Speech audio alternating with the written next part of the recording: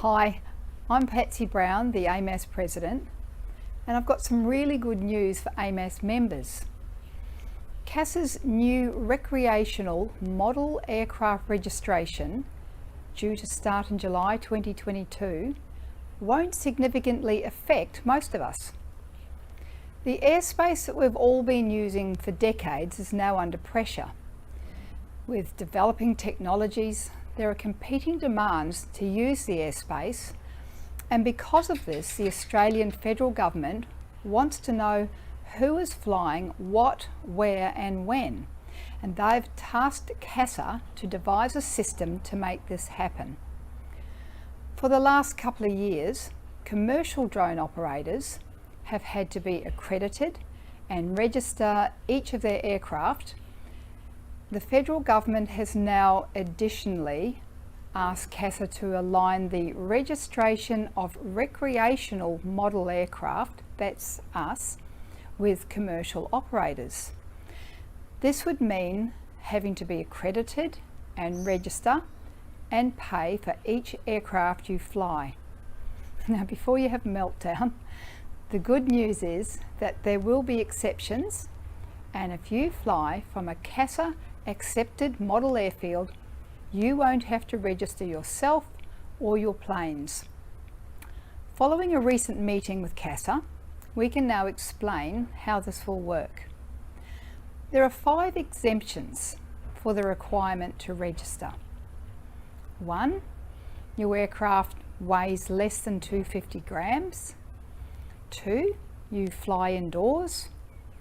3, you fly control line. 4, you fly an unpowered glider, that's no motor of any sort. And 5, you fly from a CASA accepted airfield. For your site to be CASA accepted, you will have to supply the GPS coordinates of your site to AMAS, along with the proof that you have permission to use the site and be able to manage who attends. This could be a letter from the owner, the council, or a lease, for example. You will also have to provide details such as a contact person for that site and any conditions attached to the permission.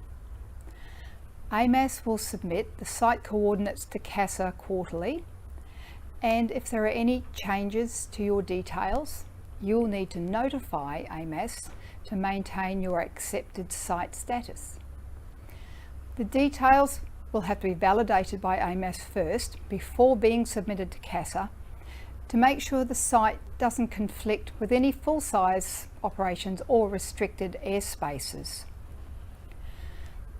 You or your group of friends might fly from several different places or hold a once-a-year floatplane event at a particular dam or lake.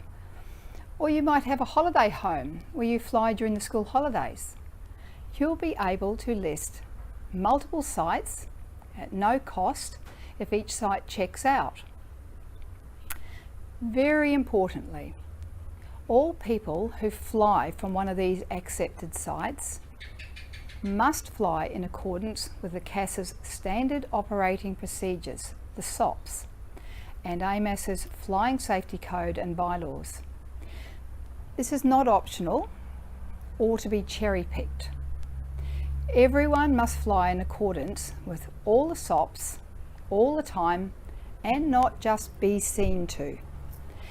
It's up to all of us to read the SOPs and the AMAS terms and conditions and come up with procedures on how they will apply at your site.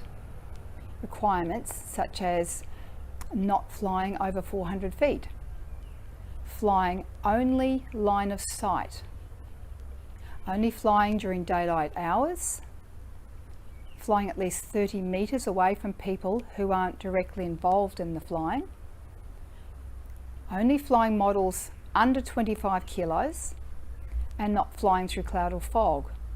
All of this must be complied with, and it's up to you to read and understand the SOPs and the AMAS T's and C's.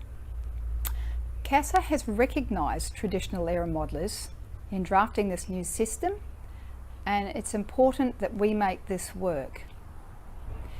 Additionally, for your site to be accepted, and particularly if you fly from a public site, for example, cricket grounds, a council park or a beach, and you have permission to do so, you must be able to manage who accesses the site while flying activities are taking place, for example, by using cones, tape or signage.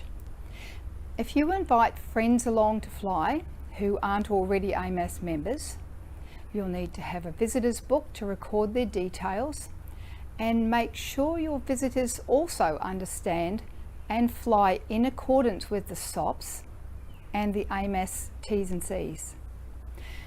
A visitor can sign in for one initial visit and have the benefit of the AMAS insurance cover. After this, they would be required to become a member. The AMAS financial member who signs them in is responsible for that visitor while they are at the site. Alternatively, if your group needs or wants an exemption from the SOPs, this is also possible. If you fly from a full-size airstrip, or you want to extend your 400-foot ceiling, or you want to operate FPV, for example, then you can apply directly to CASA for an area approval. There is significantly more paperwork for this option, and it will likely require formal risk assessments, stakeholder engagement, and communication with your neighbouring properties. Costs may be in the vicinity of $400 to $600, and CASA may apply conditions such as the need to have a radio to monitor full-size air traffic and procedures if manned aircraft come into the airspace. These area approvals are generally valid for 5 years before having to be renewed, and if you get an area approval, this automatically removes the need for you to register all your planes and be an accredited pilot. There are several AMAS clubs who already have area approvals and others in the process of applying. So if you want or need to do this, AMAS can help you. If neither flying at an accepted site or having an area approval will work for your situation, or you just don't want to list your site, then CASA will require that you go online early next year and do the pilot accreditation and then register each of your aircraft. There's no indication of cost at this stage. You may want to discuss these options with your club or the group of mates that you fly with and decide which of these 3 options best suits your requirements or your circumstances. AMAS will be contacting you shortly and inviting you to send in relevant details to register your sites. And we know some of you have previously sent in some coordinates of your flying sites, but we need to update and add more information, and we would like this information back from you by mid-January 2022 if possible, please, to give AMAS time to validate the list and send it to CASA. Now I know there's a lot of information here, and I'd encourage you to maybe listen to it again once or twice so that you fully understand the new requirements. If you're an ordinary AMAS flyer at an existing field, once your site is accepted by CASA, you won't notice any difference. If, however, you're forming a new group or club, or your existing club is ready for a change to a simpler way of operating, or you thought this registration business was going to be too hard and you wouldn't bother, then what CASA has come up with for us will make it so simple for you.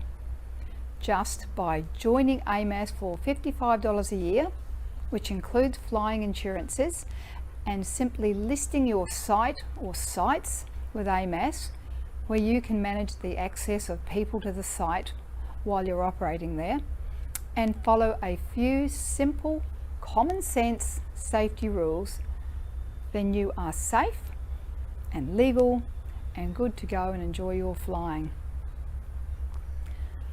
On behalf of all the hard-working team at AMAS, I would like to wish all of you a very safe and happy Christmas.